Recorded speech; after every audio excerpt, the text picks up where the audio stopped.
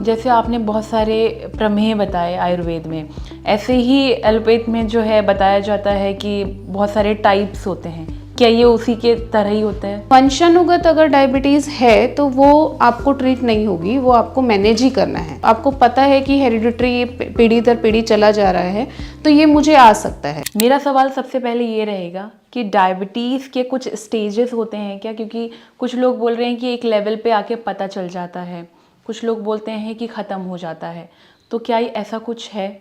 आयुर्वेद ने 20 प्रकार के प्रमेय बताए हैं। 20 प्रकार के प्रमेय में जो लास्ट है, जो सबसे ज़्यादा उपद्रव के बाद डेवलप होता है, वो मधुमेह है।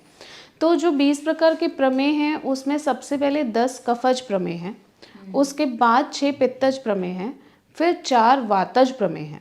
तो जो कफज प्रमेय हैं वो साध्य है, फिर जो पित्तज प्रमेय हैं वो दुष्ट साध्य हैं, मतलब आपको उसे ट्रीट करने के लिए थोड़ी मेहनत लगेगी। और जो वातज प्रमेय हैं वो याप्य या असाध्य कंडीशन में चले जाते हैं। तो जो वातज प्रमेय है उसके बाद ये मधुमेह वाली कंडीशन आती है, तो वातज प्रमेय का टाइप आप मान सकते हैं। तो इस तरीके से आप समझ सकते हैं कि मधुमेह जो है वो असाध्य है या फिर वो कृच्छ साध्य है, दुष्ट साध्य है। मतलब आप जब तक मेडिसिन ले रहे हैं तब तक वो कंट्रोल है, जैसे ही आप मेडिसिन छोड़ेंगे वो अनकंट्रोल्ड है।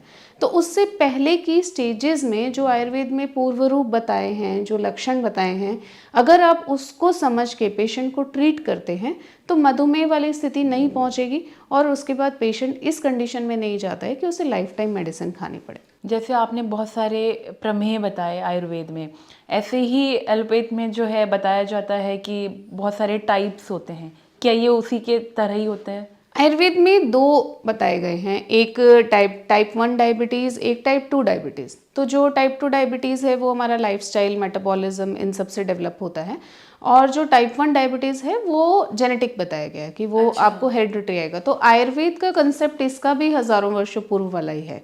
आयुर्वेद बोलता है कि अगर बीज दोष जन्य आपको डायबिटीज़ आ रहा है, मधुमेह आ रहा है, तो वो वंशानुगत है, यानी कि जेनेटिक जो बात है वो भी आयुर्वेद में बताई गई है। तो वंशानुगत अगर डायबिटीज़ है तो वो आपको ट्रीट नहीं होगी, वो आपको मैनेज ही करना है। तो आपको ये देखना है कि आप उसको डिले कर सको, कि वो आपके सिम्टम्स ज़्यादा दिनों में आए। जितना डिले कर पाओगे उतना अच्छा रहेगा।